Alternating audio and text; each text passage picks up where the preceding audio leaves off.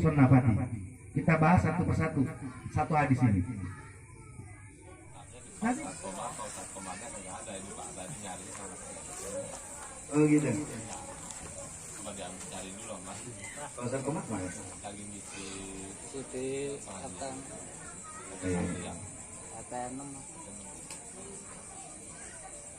Bismillahirrahmanirrahim. Assalamualaikum warahmatullahi wabarakatuh. Alhamdulillahirabbil alamin wassalatu wassalamu ala sayyidil mursalin wa ala alihi wa sahbihi ajmain, amma ba'du. Yang terhormat para asatid wal asatidah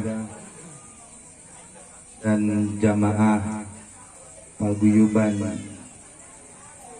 RT 07, bapak-bapak, ibu-ibu, teman-teman kaula muda-mudi yang insya Allah malam ini Allah tuangkan kita rahmah, keberkahan dan serta kemuliaan dari Allah Subhanahu wa taala.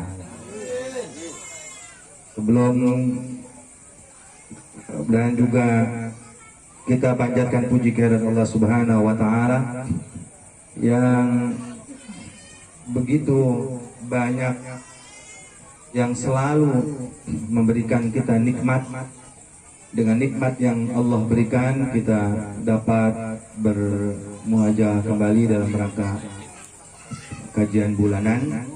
Semoga langkah kita dari rumah duduk di tempat yang mulia ini mendapatkan kemuliaan dari Allah Subhanahu wa taala.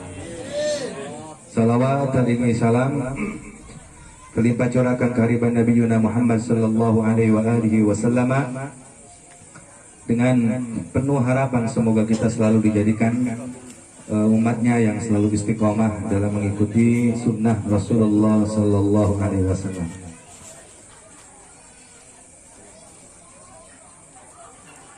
Kopi-kopi ya, kopi hitam. Mantap nama ngopi ini.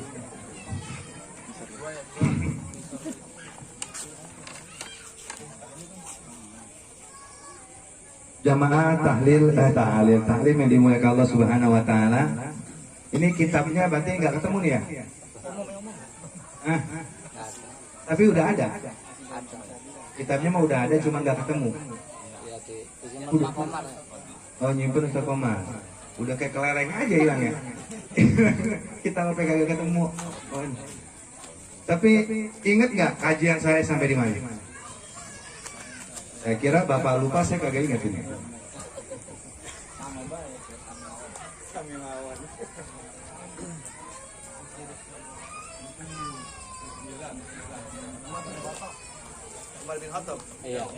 Nah, berarti ingat alhamdulillah. Alhamdulillah ingat berarti. Bu, ya ibu-ibu. Saya masuk ke sini ada yang ibu-ibu nangkring di bangku. Masuk sini ada juga bapak-bapak yang nangkring. Bapak-bapak kagak mau ngalah juga nih saya. Hukum malam ya? Kagak mau ngalah ya? Bahwa kita langsung saja sesuai dengan materi, bahwa kajian bulanan ini yang saya isi adalah kitab hadis Arba'in Nawawi. Maka saya menyampaikan ini sesuai dengan materi, sesuai dengan bukunya. Ya, karena berhubung bukunya ini hilang, udah kayak kelereng hilang gitu ya. Maka tapi tadi ada yang ingat bahwa kita masih membahas hadis pertama. Ya, ada 42 hadis. Itu 42 hadis itu nanti macam-macam tuh bahasannya. Yang penting insya Allah mudah-mudahan Allah kasih istiqomah kita buat ngaji. Yang belum mau ngaji, mudah-mudahan Allah berikan kekuatan untuk jiwanya dan langkahnya untuk duduk bersama kita dalam pengajian. Di kitab hadis Arba'in itu banyak membahas mulai dari niat, mulai dari tauhid, mulai dari zuhud, mulai dari bid'ah, mulai dari proses penciptaan manusia sampai kawin lagi dia dibahas di situ. Apa? Kawin lagi. Nyata Ibu. Walau begitu kan bapak-bapak kawin lagi enggak, nanti ada kriterianya. Ini kadang ngomong sunnah-sunnah baik, semua dibahas. Yang penting kita dari materi ke materi. Nah, materi yang kemarin 2 bulan yang lalu saya menyampaikan baru hadis yang pertama. Ini belum selesai. Hadis tersebut yakni al-hadisul al-awwalu, hadis yang pertama an Amiril Mukminin Abi Habsin Umar ibnul Khattab dari pemimpin orang mukmin Abu Hafs, yaitu Sayyidina Umar bin Khattab radhiyallahu taala anhu. Selama pengajian kita belum membahas materi hadisnya, karena kemarin saya membahas itu perkenalan tentang Sayyidina Umar. Yang pertama saya membahas tentang kalimat Amirul Mukminin, berikut hikmahnya. Kedua saya membahas kalimat Abu Hafs. Ketiga kemarin saya membahas tentang perihal sejarah Sayyidina Umar dari seorang pendosa menjadi seorang pentaubat, gitu ya.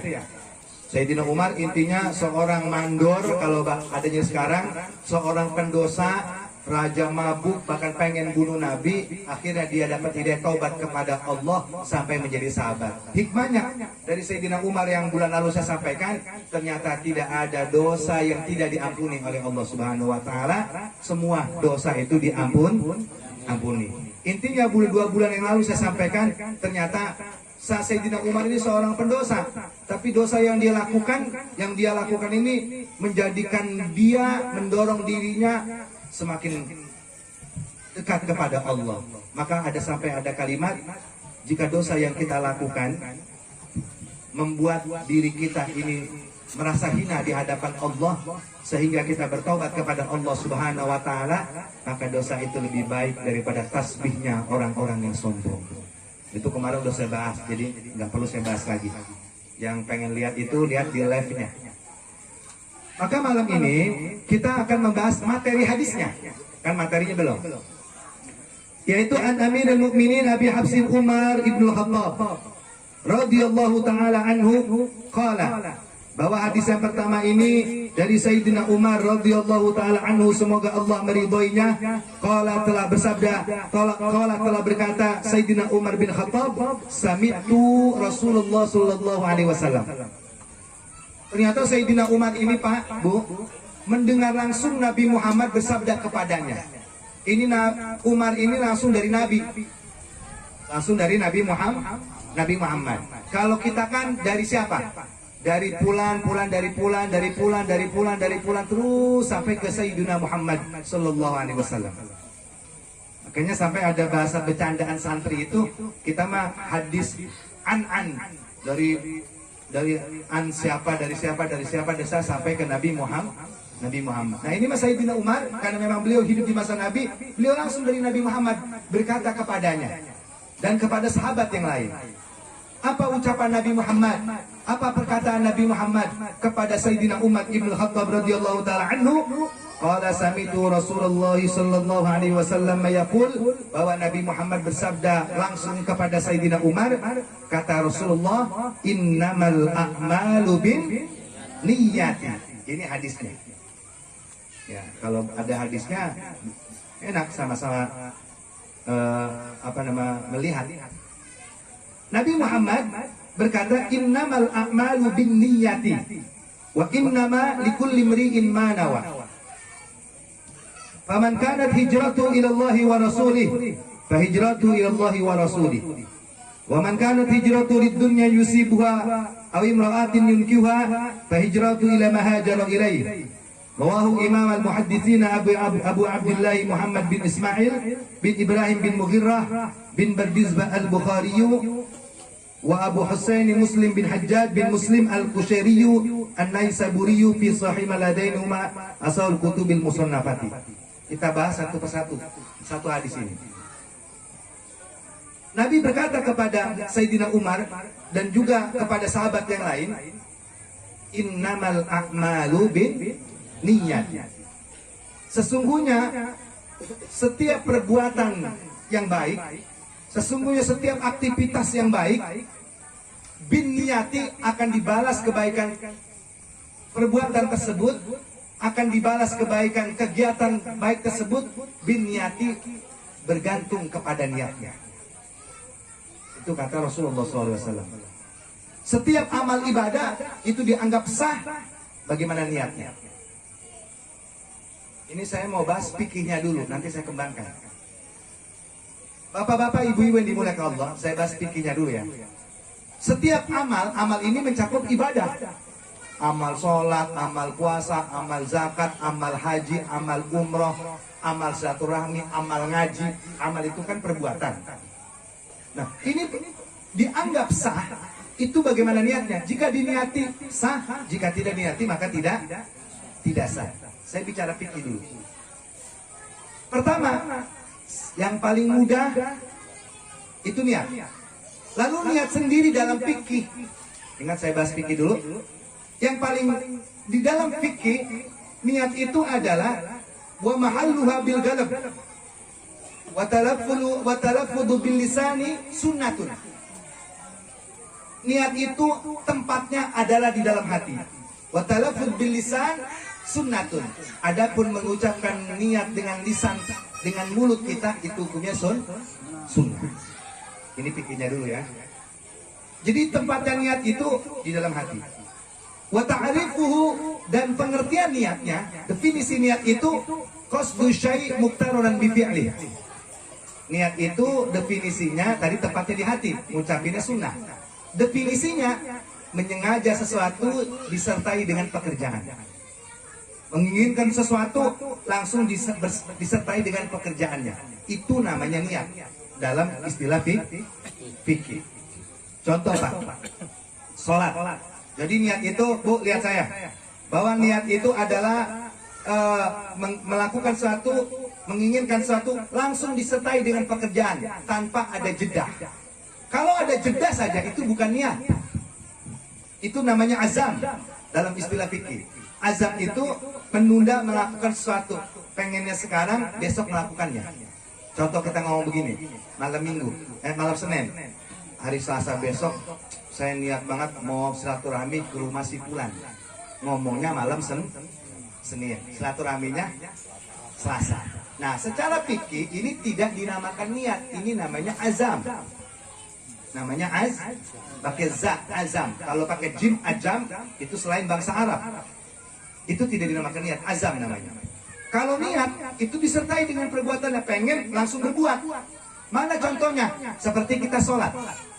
Ini keterangan ini saya ambil dalam kitab apa? Di dalam beberapa kitab fikih. Di Safinatun Najah ada, dalam kitab Fathul Qorib ada, dalam kitab Maraqir Ubudiyah ada, dalam kitab Fathul Mu'in, dalam kitab Baijuri. Semua keterangan seperti itu. Silakan yang mau dibaca, monggo kitabnya.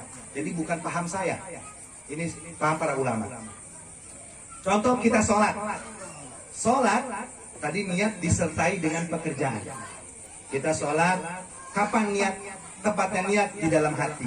Kapan niat itu disertai dengan pekerjaan? Maka ketika sholat saja, kita itu niatnya ketika takbiratul ihram. Mulut ngomong Allah. Contoh sholat duhur. Allah. Nah, mulut ngomong Allah. Perbuatannya mengangkat tangan Allah, perbuatannya mengucapkan lafaz Allahu Akbar. Ini hati ngomong sholat yang kita lakukan. Umpama sholatnya zuhur, usolli fardhu zuhri, hati yang ngomong. Berarti niatnya disertai dengan pekerjaannya. Mana pekerjaannya? Mengucapkan takbiratul ihram. Mana pekerjaannya? Mengangkat tangan mengucapkan Allah, disertai hati niat sholat yang dilakukan. Maka sah secara fikih. Paham kira-kira? Kalau dipisah, tidak sah secara fikih. Contoh dipisah. Sholat, orang bisa dikatakan sholat itu kalau sudah takbiratul ihram. Kalau belum takbiratul ihram, belum sholat namanya. Ya kan? Sebelum takbir kita ngomong di mulut, katakan sholat zuhur. Sholli fardhu zuhri arba rakaatin mustaqbilal qiblati, adaan makmuman atau imaman atau tanpa makmuman lillahi ta'ala. Ini kan belum takbir, belum masuk sholat. Allahu Akbar. Ketika Allahu Akbar, artinya kagak niat sholat yang ditentukan, la yasihu sholatu, maka sholatnya tidak sah. Sholatnya tidak sah. Kenapa nggak sah? Karena tidak niat. Loh, tadi saya ngucapin itu dengan mulut, kan niat itu ulama bikin niat itu di dalam hati. Kalau ngucapinnya itu usolli fardhu zuhrinya, usolli fardhu maghribinya, itu sunnah hukumnya. Sunnah itu pengertiannya dilakukan dapat pahala, tidak dilakukan tidak dosa. Artinya kalau kita sholat zuhur, Allah sebelum takbir belum ngomong usolli fardhu zuhri, langsung aja datang Allah, hatinya ngomong usolli fardhu zuhri, Bu Akbar, tapi mulutnya kagak ngomong sebelumnya, sah. Karena sunnah mah dilakukan dapat pahala enggak, yang nggak jadi masalah. Cuma nggak dapat pahala saja. Paham kira-kira ini? Aduh, kita umpama, kemarin saya sholatnya begitu niatnya. Ya kalau karena tidak tahu, ya kalau nggak tahu adalah biarlah yang berlalu, saat ini diperbaiki.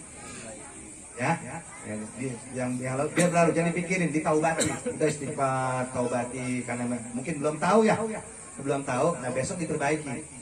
Keterangan ini dari mana? Ini bukan kata saya, ini kata para ulama yang dituangkan di dalam kitabnya Safinatun Najah, kitab Fathul Mu'in, kitab Baijuri, bukan paham saya. Nah kalau ada orang yang berkata, umpama bilang, ribet amat sih, segala niat begitu.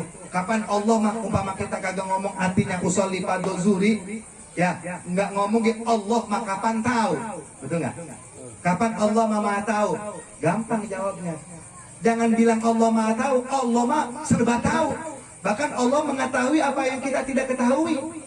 Ini kewajiban kita, Pak. Ini aturan dalam syariat yang dibuat oleh Nabi Muhammad SAW. Itu yang pertama. Lalu yang kedua, kenapa dalam wudhu juga sama? Contoh, kita wudhu itu pertama niat kan, kedua membasuh wajah. Ketika membasuh wajah, kapan niat itu dilakukan? Kapan niat itu wajib diucapkan dalam hati? Ketika air itu menempel di wajah. Ambil air, menempelkan air ke wajah kita, sambil meratakan air ke wajah, di sini hati kita niat wudu. Bagaimana niat wudu? Lupa saya. Nawaitul wudu ya. Nih, membasuh air, hati ngomong nawaitul wudu li rabbil hadasil asghari lillahi ta'ala. Niat dalam hati, pekerjaannya meratakan air ke wajah. Niat dengan pekerjaan bersamaan. Karena pengertian niat itu menyengaja sesuatu disertai dengan pekerjaan. Kalau seandainya belum basuh wajah, kita ngomong nawaitul wudu li rabbil hadasil asghari lillahi ta'ala. Kita basuh wajah, pas membasuh wajah, artinya nggak niat, wudunya pun tidak sah. Sebab mengucapkannya itu sunnah. Jelas kira-kira ini? Itu wajib. Kapan itu niat? Semua niat. Orang umroh juga sama. Orang umroh itu niat langsung praktek umroh. Ya. Dulu waktu saya belum ke Mekah itu saya pikir umroh itu ngambilnya di Masjidil Haramnya, ternyata enggak. Ada yang di Bir Ali, ada yang di Jahronah. Nah, di situ udah pakai ihram, niat umroh, langsung berangkat melakukan tawaf, melakukan sa'i, kemudian niat, kemudian melakukan tawaf, melakukan sa'i, tahallul, syukur. Niatnya itu bersamaan dengan pekerjaan umroh itu. Jadi semua ibadah itu, niat itu mesti disertai dengan perbuatannya. Jika terpisah, sumya azman. Dalam kitab Baijuri, jika terpisah antara keinginan dengan pelaksanaan, sumya azman, maka itu dinamakan azam secara ilmu fikih. Paham kira-kira ini? Ini mazhab Imam Syafi'i, kita harus pakai ini. Namun, bapak-bapak, ibu-ibu yang dimuliakan Allah Subhanahu wa taala, itu tadi pengertiannya. Menyengaja sesuatu disertai dengan pekerjaan. Namun terkadang ada mustasnayatnya. Namun terkadang ada pengecualiannya. Mustasnayat itu pengecualian. Pengecualian itu dalam artian semua ibadah niat itu mesti disertai pekerjaan. Terkadang ada ibadah pelaksanaannya besok, niatnya sekarang, dan itu dianggap niat. Namanya pengecualian. Pengecualian itu kalau bahasa Indonesianya keluar dari koridor hukum asal. Seperti contoh, orang Islam tidak boleh memakan maitah, nggak boleh makan bangkai. Tapi dalam keadaan terpepet, dalam keadaan tidak ada makan yang lain kecuali bangkai, itu dibolehkan dalam keadaan tertentu. Karena memang sulit. Nah, pengertian niat itu menyengaja. Niat itu disertai dengan pekerjaan. Ada ibadah itu yang ibadahnya besok, niatnya sekarang dianggap sah. Ini namanya dalam istilah fikih itu pengecualian. Al-Imam Syafi'i radhiyallahu taala anhu berkata dalam kitab Ar-Risalah, kitab usul fikih yang dikarya Imam Syafi'i, beliau bilang gini, kullu qaidatin mustasnayatin. Ini belum saya kembangkan niat tentang keseharian, masih fikih ini. Beliau bilang dalam kitab Ar-Risalah, kullu qaidatin, setiap qaidah. kaidah, setiap dalil, baik itu Quran, baik itu hadis, baik itu kesepakatan para ulama atau ijma, musnasnayatun, itu pasti ada pengecualiannya, ada yang keluar dari hukum asalnya. Setiap baik dalil itu, baik itu kesepakatan ulama, bahkan dari Quran pun, hadis pun ada pengecualiannya. Mestinya niat itu disertai dengan pekerjaan. Ada yang tidak disertai pekerjaan, namun dia dianggap niat, tidak disebut azam. Apa itu? Seperti niatus saum, seperti niat puasa Ramadan. Niat puasa Ramadan itu diperintahkan di malam hari. Kapan malam itu? Ghurubus syams, ketika matahari terbenam maka sudah malam. Sudah malam. Umpama kita terbenamnya matahari itu masuknya waktu maghrib, itu udah malam.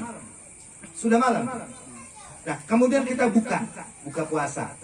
Kita niat buka puasa, habis buka puasa, umpama kita niat lagi. Nawaitu sama godin an ada'i fardhi syahri Ramadhana hadisanati lillahi ta'ala. Puasanya kapan itu? Besok niatnya Bolehkah seperti itu? Boleh. Kok tidak disertai dengan pekerjaan? Niatnya maghrib, puasanya besok. Ini pengecualian. Nah, bukan niat mantap kalau sahur. Nah, dalam Islam itu Nabi hanya mengatakan malamnya, kata Rasulullah, barang siapa yang tidak menyisipkan niat pada malam hari, maka tidak dikatakan niat. Lalu kita bahas malam itu kapan? Ghurubus syams, matahari terbenam sudah dikatakan malam. Namun etisnya niat itu pas sahur kita niat. Etisnya begitu. Tapi kalau habis maghrib kita langsung niat, boleh-boleh saja. Kalau bicara boleh. Tapi bicara etisnya, ketika kita jam 2, jam 3 sahur, disitulah kita nih. Paham kira-kira? Niatnya dengan pekerjaannya terpisah. Ini bagaimana? Ini pengecualian, keluar dari hukum asalnya. Yang mestinya asalnya niat disertai dengan pekerjaan, ini tidak disertai pekerjaan, dianggap niat. Ini pengecualian. Sholat, takbir, arti niat dibarengi pekerjaan. Wudu, pekerjaannya membasuh wajah, artinya niat wudu. Umroh juga sama. Nah, tapi kalau ibadah puasa tidak disertai dengan pekerjaan, dianggap sah. Kenapa dianggap sah? Karena tadi ini pengecualian. Paham kira-kira? Paham? Ini puasa. Jangankan masalah itu, Pak, Bu. Dalam masalah pernikahan saja. Dalil Qur'annya itu, mohon maaf, ini sekedar untuk memudahkan paham bahwa setiap dalil Quran atau hadis pasti ada pengecualiannya. Contoh, dalam masalah pernikahan, ini insya Allah hafal ayatnya. Allah berkata dalam Quran, "Fankihu ma taba lakum minan nisa'i", terus alhamdulillah, ibu-ibunya yang hafal. Alhamdulillah. Bagaimana, Bu?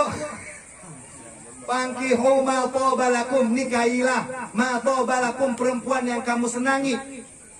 Berapa itu? Masna berapa? Wih, kenceng banget duanya. Wasulasa berapa? 3. Waruba berapa? Berapa, Bu? Berapa? 4. Setuju, Bu? Kagak. Ini Quran. Ini Quran bukan, Bu? Tanya lagi dong lagi. Fankihu ma taba lakum, nikahilah perempuan yang kamu senangi. Masna berapa? Wasulasa, waruba 4. Setuju? Bu, Bapak udah setuju baik, udah. Saya tanya ibunya. Ini Quran apa hadis? Percaya nggak, Bu? Setuju? Kagak setuju juga. Nah, ini bagi yang mampu tapi. Ini bukan ini. Yang saya mau tuju begini. Bu, lihat, Bu. Ini Quran, Pak. Laki-laki yang mampu ini ya. Yang mampu itu boleh menikahi perempuan 2, 1 maka gak ada malah. Masa 2 langsung. Ya kan 2 ya. Masa rubah. Nikahi perempuan itu 2, 3, 4. Jadi laki-laki boleh punya bini berapa? 4. Maksimal 4. Boleh, Pak. Boleh, Bu? Boleh. Kagak boleh, ibu-ibu mah. Ini tapi bagi yang Bagi yang mampu. Yang kagak mampu nggak boleh. Mama kagak mampu, kita coba-coba pengen nikah lagi 2. Wah, itu nanti masuk ke film Indosiar. Ajab suami yang tak mampu menikah lagi. Matinya nonggeng tadi. Gak boleh yang nggak mampu. Ya, ini saya mau contoh ini. Berarti maksimalnya berapa tuh laki-laki? Ini kan Quran, firman-Nya Allah. Lalu yang menyampaikan Quran kepada sahabat itu siapa? Nabi Muhammad. Bukan Allah yang menyampaikan kepada sahabat, bukan. Tapi Allah perintahkan Jibril menyampaikan kepada Nabi Muhammad dalam hal ini dalam pernikahan bahwa laki-laki boleh punya bini lebih dari 1. Maksimalnya warubah 4. Lebih dari 4 boleh nggak? Nggak boleh. Berarti 4 nggak boleh ya? Ya, lebih dari 4 nggak boleh. Tapi bagi yang mampu. Bagi yang mampu nih ya, bapak-bapak jangan coba-coba Pak, ini permainan orang dewasa. Ya, jangan coba-coba ini permainan orang dewasa.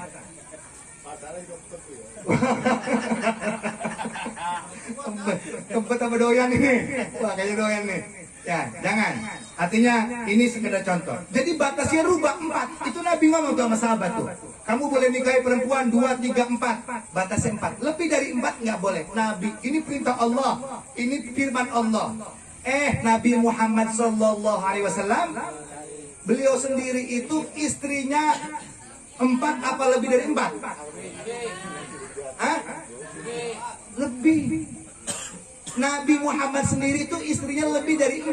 Padahal Allah bilangnya 4. Nggak boleh 5. Dan itu yang menyampaikan Nabi. Nabi yang nyampe, Nabi sendiri istrinya kalau tidak salah 13 ya. Oh jangan Pak. Ntar saya bahas nih banyak.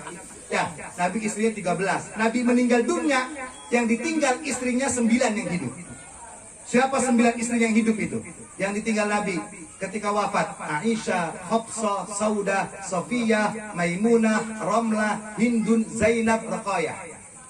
Kalau dalam Aqidatul Awam itu dinazomkan Aisyatun wa Hafsatun wa Saudah, Sofiyatun, Maimunatun wa Romlah, Hindun wa Zainabun kada Juwairiyah. Nah, itu istrinya Aisyah, Hafsah, Saudah, Sofiyah, Maimunah, Romlah, Hindun, Zainab, Ruqayyah.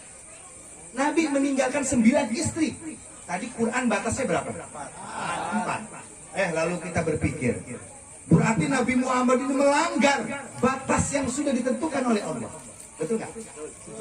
Padahal ini bahasa Quran. Qurannya bilang rubah 4. Lebih dari 4 tidak boleh. Nabi yang sampaikan itu. Kok Nabi sendiri yang melanggar? Maka jawabannya, Nabi tidak melanggar.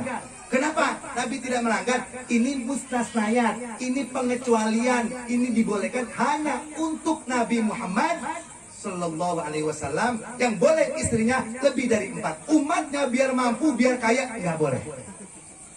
Paham? Umatnya biar kaya raya, mampu, nggak boleh punya istri lebih dari 4. Ketika dia memakai dalil Nabi Muhammad lebih dari 4, antum salah. Ini khusus untuk Nabi Muhammad Sallallahu Alaihi Wasallam. Paham kira-kira? Saya pernah dengar ada kiai bininya lebih dari 4. Salah. Melanggar etik perintah dari Quran. Kecuali begini, bininya 4 yang hidup. Kemudian yang 1 meninggal dunia. Tinggal berapa? 3, kawin lagi. Itu kan tetap 4. Boleh kalau begitu. Ini mah hidup semua. Paham kira-kira? Jadi Nabi Muhammad itu jangan dianggap melanggar. Ini pengecualian. Berarti ada nggak pengecualian dalam Quran? Ada. Makanya Imam Syafi'i bilang, kullu qaidatin mustasnayatun. Setiap dalil, kaidah, baik dari dalil Quran ataupun hadis ataupun kesepakatan para ulama, ada pengecualiannya. Pengecualian itu keluar dari koridor hukum asal. Hukum asalnya, niat itu mesti disertai dengan pekerjaan. Jika tidak, maka tidak dianggap niat. Kecuali niat pengecualian. Nikah, hukum asalnya, bagi umat Muhammad yang mampu, harus boleh 4. Lebih dari 4, meskipun mampu, tidak boleh. Nabi lebih dari itu pengecualian untuk Rasulullah SAW. Paham kira-kira? Paham kira-kira, Bu? Jadi nikahnya berapa? Satu lagi Pak. Gak ada, 1 mah 2 doang langsung. Ya, malah 1 kagak ada. Tobalak minan mas. Nah, kagak ada 1. Nah, Ini bagi yang mampu ya Pak, jangan coba-coba. Cuma saya mengambil hikmahnya. Sampai hikmahnya begini deh. Ini kalau nggak dijelasin takut salah paham nih. Bu, dengerin Bu. Bu, begini. Islam itu dianggap Pak, agak ada yang benci dengan Islam dianggap agama seks. Kenapa? Karena apalagi kalau jadi kiai katanya bini lebih dari satu. Bu, kenapa Islam itu membolehkan? Ini alasannya. Kadang ada ibu-ibu berpikir begini. Tapi bapak-bapak jangan coba. Gak boleh kita mah. Yang boleh ini khusus yang mampu saja. Ya. Islam itu membolehkan hikmah. Islam membolehkan laki-laki mempunyai istri lebih dari 2. Apa hikmahnya? Sebab begini Bu hikmahnya. Di dunia ini yang paling banyak, jangan dianggap agama seks, jangan. Sebab Allah menciptakan perempuan dengan laki-laki ini lebih banyak perempuan. Lebih banyak perempuan. Saya kalkulasikan, umpama sedunia. Saya mau nanya sama ibu-ibu nih. Bapak-bapak jangan jawab, ibu-ibu saya mau tanya. Di dunia ini, laki-laki perempuan lebih banyak daripada laki-laki. Umpama Allah ciptakan laki-laki sedunia ini ada 2000. Ini umpama saja. Di dunia laki-laki ini 2000. Perempuan yang Allah ciptakan ada 4000. Banyak perempuan. Jika Allah wajibkan satu laki-laki harus punya istri satu, berarti laki-laki 4000, perempuan 2000. Yang 2000 perempuan ini nganggur nggak? Oke. Berarti yang 2000 ini perempuan nganggur. Islam mewajibkan satu. Pertanyaannya, lalu bagaimana solusi agama untuk memberikan hak-hak perempuan yang 2000 nganggur ini? Apakah dia harus dijadikan pelacur? Malah, kalau laki-laki wajib satu. Berarti 2000 ini nganggur. Bisa dikatakan dia jadi pelacur. Pelacurnya ntar yang jajannya laki-lakinya dia juga. Karena nggak ada lagi kan? Itu kedua. Yang ketiga, apa kita harus bunuh? Batin aja kalau begitu, malah dosa. Nah, Islam ini memberikan solusi itu bagi yang mampu, boleh lebih dari satu. Karena menjawab ini, coba kalau nggak ada perintah ini Pak, Allah, pelacuran ini luar biasa banyaknya. Ada ini banyak pelacuran, bagaimana nggak ada ini? Paham kira-kira? Paham nggak? Berarti Islam ini memberikan ruang hak untuk perempuan. Jadi jangan dianggap agama seks. Justru ketika ada perdebatan antara orang Nasrani dengan orang Islam, dianggap Islam itu agama seks, ditanya seperti itu dia nggak bisa jawab. Dia tanya, secara medis pun banyak mana laki-laki dan perempuan? Dia jawab banyak perempuan. Jika laki-laki itu 2000, perempuan 2000, lantas 2000 perempuan Anda kemanakan? Apakah harus dibunuh? Oh nggak boleh, itu dosa besar. Apa harus berzina? Nah kalau berzina kan dengan laki-laki saya juga. Makanya Islam membolehkan itu, menyelamatkan hak manusia. Bukankah sesama manusia kita harus memberikan haknya? Indah gak agama Islam? Indah dalam hal ini mah. Apalagi buat bapak-bapak. Tapi bagi yang mampu, awas saya nggak mampu nggak boleh. Ini contohnya. Ini pengecualian. Paham kira-kira ini? Ini pengecualian. Saya mampu Pak. Iya. Allah. Apalagi kalau dengar kiai, pas biasa kawin lagi. Bukan ibu-ibu sini nih. Gua mah kalau guru gua, ustadz gue, nih kiai gua kalau kawin lagi, gua kagak ngikut lagi dah. Gua nggak pengen jadi muridnya lagi. Berhenti gua jadi murid. Emang apa? Nikah itu perkara suci. Suci nggak? Nikah itu suci. Nikah itu disyariatkan. Aku malah berhenti jadi murid, kecuali begini, kalau kiai gua, guru gua selingkuh, gua berhenti jadi murid, itu cakep. Selingkuh itu haram. Paham nggak? Kadang begitu.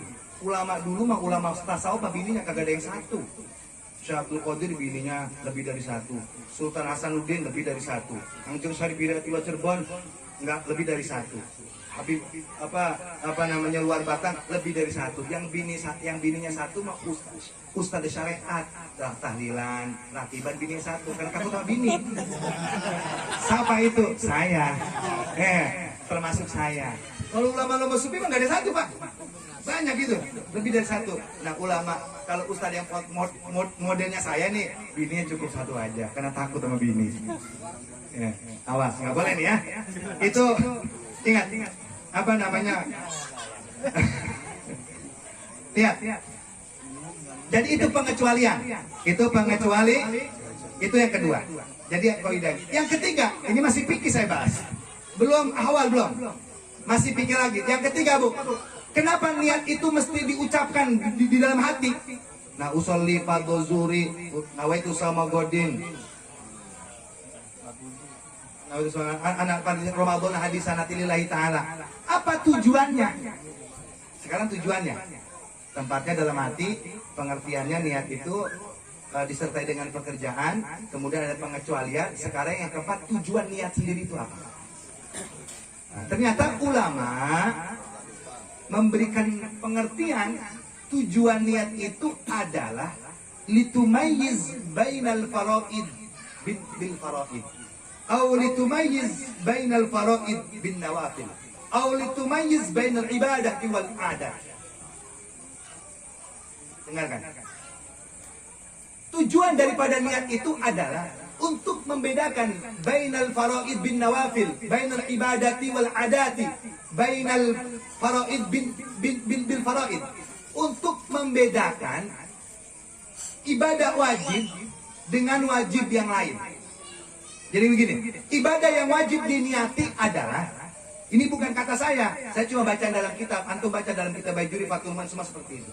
Tujuannya untuk membedakan antara untuk membedakan ibadah satu dengan ibadah yang lainnya jika mempunyai kesamaan dalam praktek. Kalau ibadah wajib dengan wajib ini sama prakteknya, sama bacaannya, maka di situ wajib niat. Jika ada ibadah sunnah dengan wajib mempunyai kesamaan dalam prakteknya, maka diwajibkan niat. Tujuannya itu untuk membedakan. Contoh, puasa Ramadan bukanya dengan sahurnya, puasa Ramadan, puasa wajib dengan puasa sunnah, sahurnya dan bukanya sama nggak waktunya? Sama. Puasa Ramadan bukanya maghrib. Puasa sunnah pun Senin Kemis bukanya maghrib. Puasa Ramadan tidak makan, tidak minum. Puasa sunnah tidak makan, tidak minum.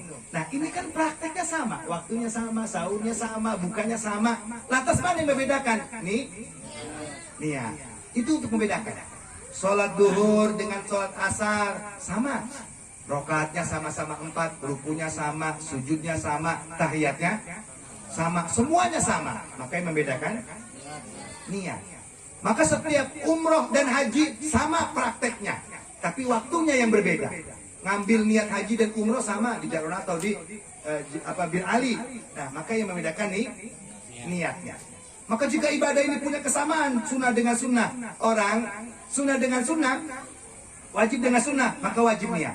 Tapi jika ibadah itu tunggal, tidak mempunyai kesamaan dengan ibadah yang lain, maka tidak diwajibkan niat. Kalau dia tunggal, nggak wajib niat. Contoh azan, sholat, ada nggak niat azan? Qomat itu perintah Nabi, berarti ibadah. Ada nggak niat qomat? Nggak ada. Ngajarin guru niat ada nawaitu adana itu nggak ada. Nawaitul qomata itu kagak ada. Ya kan? Kenapa ini azan tidak ada niatnya? Sebab azan ini adalah satu ibadah yang tidak mempunyai kesamaan dengan ibadah yang lain. Secara umum manusia tahu, yang pintar, yang tidak pintar, yang ahli taat, yang ahli maksiat, semua manusia tahu kalau ada azan dikumandangkan itu menunjukkan sholat, waktunya sholat sudah masuk. Siapa yang tahu itu? Yang ahli taat tahu, yang ahli maksiat tahu, yang tidak ngerti agama tahu, yang mengerti tahu juga. Dia nggak punya kesamaan. Contoh, zuhur jam 12, katakan. Zuhur itu jam 12 tepat. Orang ajan jam 12, Allahu Akbar, tahu semua tuh. Oh, ini sholat. Waktunya sholat telah masuk. Umpama di masjid ada yang ajan zuhur, ada yang ajan jam 11. Dengan speaker jam 11. Allahu Akbar. Ini kira-kira kita di rumah gimana? Kalau bahasa orang jagoannya, ini bocah gila kali ya. Baru jam berapa ini? Jam 11 sudah azan. Tuh. Yang ngomong begitu siapa? Yang ahli taat, yang ahli maksiat bilang begitu. Yang ngerti, yang nggak ngerti pun semua bisa menilai. Sebab dia ibadah tunggal, nggak punya kesamaan. Maka ibadah yang tidak mempunyai kesamaan dengan ibadah yang lain tidak diwajibkan niat, tidak disyaratkan niat. Maka ibadah yang wajib diniati itu kalau ada kesamaan dengan ibadah yang lain. Paham kira-kira? Baca Quran, nggak ada niat baca Quran. Nawaitu kita baca Quran. Pokoknya kalau kita baca Quran langsung ibadah. Kalau kita baca Quran langsung dapat pahala. Nggak ada niat membaca Kenapa? Karena membaca Al-Quran ini adalah ibadah tunggal. Karena membaca Al-Quran itu tidak sama seperti membaca hadis, baca rawi, baca maulid ibadah dan lain sebagainya. Kecuali diniati kalau untuk hadiah, untuk yang meninggal dunia kan? Ya karena ada tujuan tertentu itu mah. Kita niat nawaitu an aqra Quran hadiyatan ila ruhi, sebab kita menghadiahkan. Tapi kalau kita baca sendiri rumah tanpa niat pun kita mendapatkan pahala. Karena dia kalam membawa yang mulia. Jelas kira-kira ini? Jelas? Maka itulah sekitar fikih. Bukan fikihnya aja lama nih. Satu lagi dah biar memberikan motivasi. Innamal a'malu binniyati. Itu sesungguhnya perbuat amal ibadah bergantung dengan niatnya. Tadi niat udah bahas. Ini sedikit aja, besok saya sampaikan lagi. Ternyata dari kalimat innamal a'malu binniyati, sesungguhnya setiap ibadah, setiap pekerjaan binniyati itu dibalas dengan niatnya. Paling mudah begini. Ternyata Pak, dalam hadis ini Nabi ingin menyampaikan secara umum, ini saya baru innamal a'malu binniyat saja nih. Secara umum Nabi ingin menyampaikan bahwa perbuatan baik, kegiatan yang baik, Allah akan membalas kebaikan tersebut sesuai dengan apa yang kita niatkan. Saya ulangi. Allah akan membalas kebaikan, akan memberikan pahala. Allah akan membalas kebaikan seseorang itu sesuai dengan apa yang ia niatkan, bukan apa yang ia kerjakan.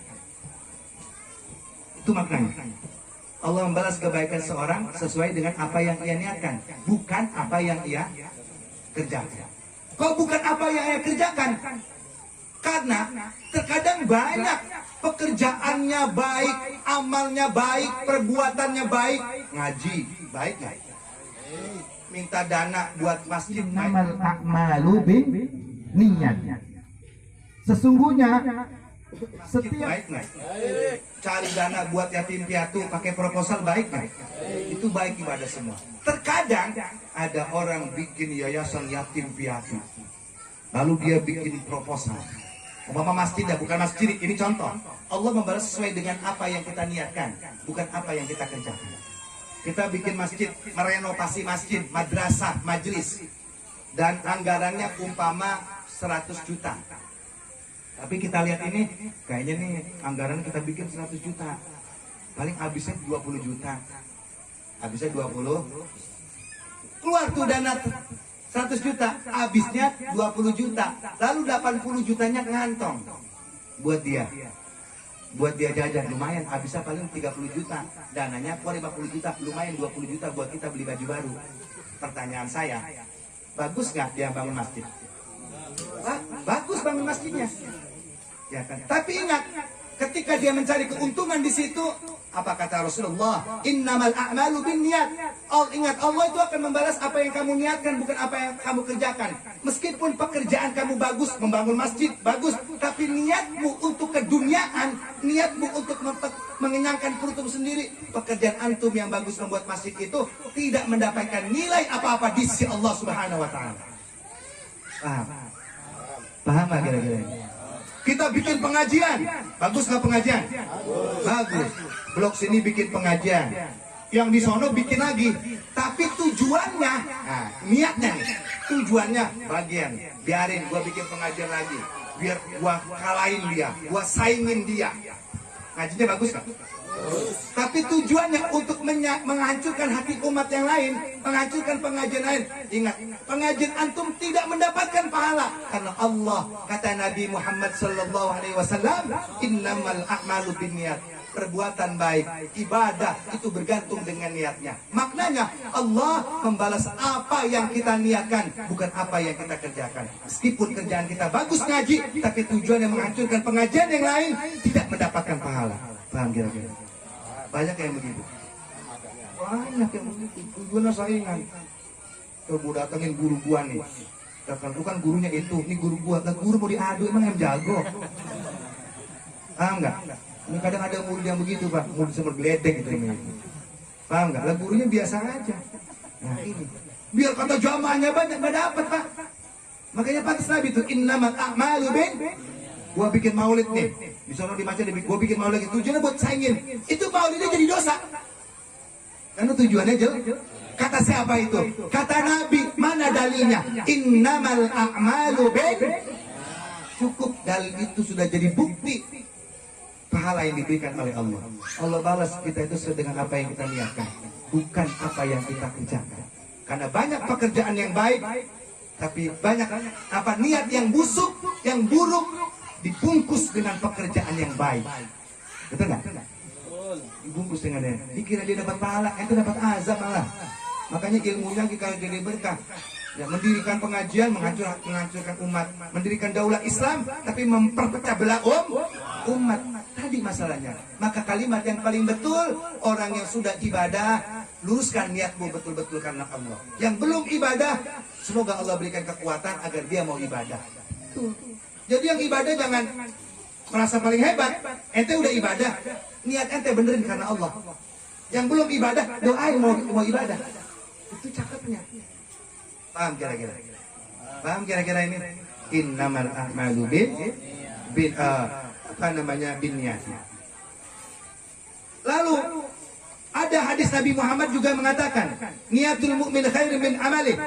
Niat seorang mukmin itu, dan niat ini sendiri akan ada niat orang mukmin, niatul mukmin, niat orang mukmin khairun min amali. Niat orang mukmin itu lebih baik daripada pekerjaannya. Ada hadis itu. Niat orang mukmin lebih baik dari pekerjaannya. Jadi yang penting niat meskipun nggak kerjain. Maka ada kelompok Islam itu ketika masuk waktunya sholat, dia tidak ruku, tidak sujud, cukup ingat sama Allah, dia bilang udah sholat. Dalilnya, niat orang mukmin lebih baik daripada pekerjaannya. Pertanyaannya, apakah maksud daripada hadis ini? Niatul mukmin khair min amali, niat orang mukmin lebih baik dari pekerjaannya. Apakah asbabun nuzulnya Nabi mengucapkan seperti ini? Insya Allah bulan depan saya akan bahas. Ya, bulan depan, jangan dipikirin belum dibahas. Ya, jadi bulan depan saya akan membahas hadis niat orang mukmin lebih baik daripada pekerjaannya. Sebelum saya tutup, silakan yang mau bertanya. Untuk pertanyaan bebas saja. Kalau bisa saya jawab, kalau enggak PR buat saya. Silakan. Ya, siap. Ambil dulu.